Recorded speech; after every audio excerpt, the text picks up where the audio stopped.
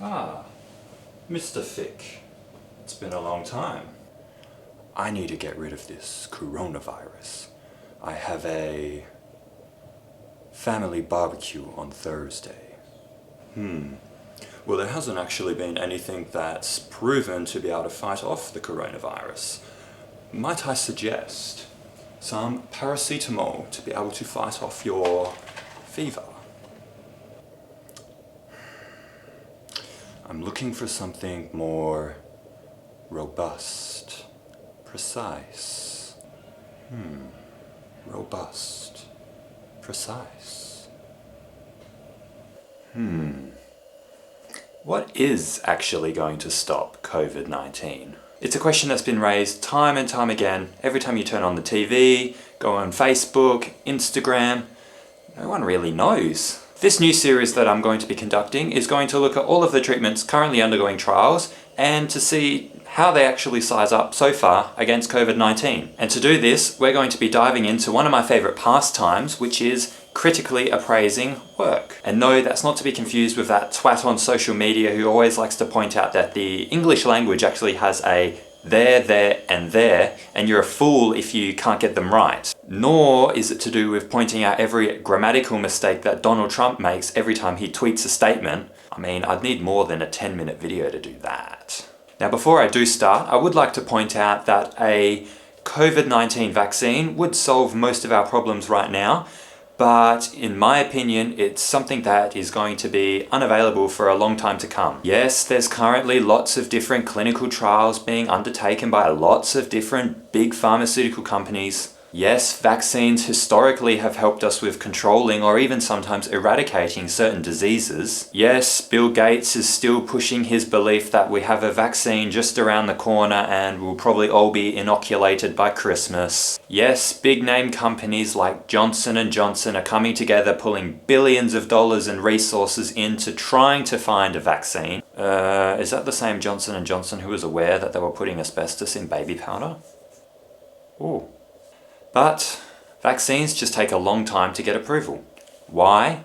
Well, you can't hope to inoculate hundreds of millions, if not billions of people all around the world without having the right safety data to back up the vaccine so that 3 to 5 to 7 years from now, you're going to find out that all of a sudden everyone who's taken the vaccine is going to have some deadly side effect or get cancer or some other ailment. Just look at the Ebola crisis that happened not too long ago. That was declared an epidemic in West Africa in 2014, but it was only in December of 2019, yes, late last year, that the vaccine was actually approved for use in America. So whilst I undoubtedly believe we'll have a vaccine one day, I'm of the opinion it's not going to be anytime this year or possibly even until the end of next year at the very earliest. And yes, there's some promising data coming from companies such as Moderna with its mRNA vaccine that is hopefully pushing phase 3 trials by the end of this year. But I mean, if you look a little bit deeper, a lot of these companies, the only way they're able to be in phase 2 or some even in phase 3 right now is because the FDA granted them approval to skip all of the safety data and analysis testing on animals and jump straight into humans, which has its own ethical concerns. I mean, how am I meant to explain to someone all of the benefits for them to take the COVID-19 vaccine if I myself have my concerns about all of the regulatory and approval processes that have gone on behind the scenes? Anyway, my belief is that a drug treatment will become available before a vaccine treatment. So let's jump in and look at some of the drugs that are on trial. The first one on the list is none other than social media superstar Remdesivir.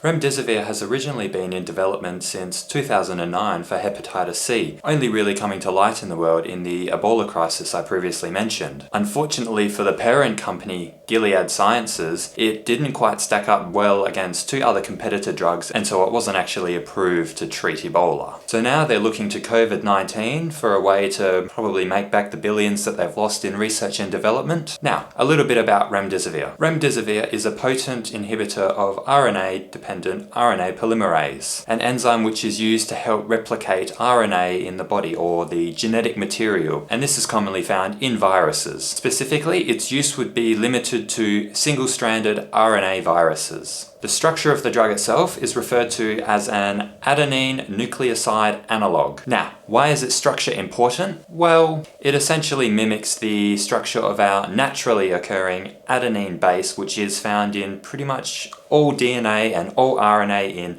every species of every disease and every mammal on the planet. It's one of the 4 critical molecules that make up our DNA. Now, when the coronavirus invades our cells, where its spike protein attaches to our ACE2 receptors on the cell surface, its RNA is normally translated in our cell ribosomes to produce a massive coronavirus protein. This protein is then evidently broken down into several smaller ones, with the one we want to focus on being known as the RNA-dependent RNA polymerase. This protein is the one that will read the coronavirus RNA and make copies of it so that it can begin pretty much replicating itself over and over again and preparing itself to burst from our cells and invade all the other ones. If someone takes Remdesivir, there will be a certain amount of these alternative adenine nucleoside analogues floating around our body, and on occasion, when the virus is in our cells, it will use one of these instead of the normal adenine base when it's making its RNA copies. When this happens, it basically causes chain termination and prevents the viral RNA from being produced. This, theoretically,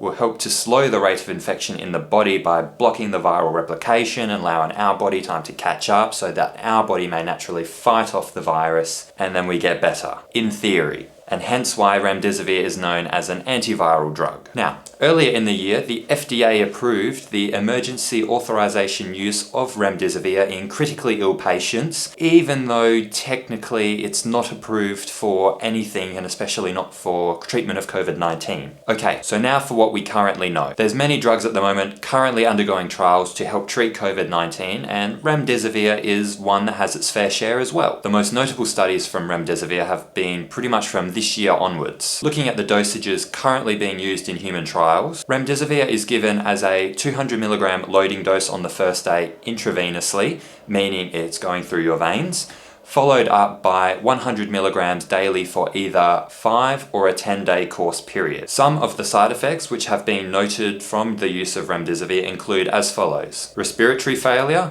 What? Well, this isn't known if it's actually Remdesivir or the coronavirus, with most believing it's actually the coronavirus. Organ impairment leading to anemia, low potassium or hypokalemia, low albumin levels or hypoalbuminemia, and thrombocytopenia. GI distress, known as nausea and vomiting to most. Transaminitis basically translates to liver damage. And then of course it's given as an IV infusion, so then the rate of administration of Remdesivir, which is usually over 30 to 120 minutes, plays a critical role in avoiding certain infusion-related adverse effects. Okay.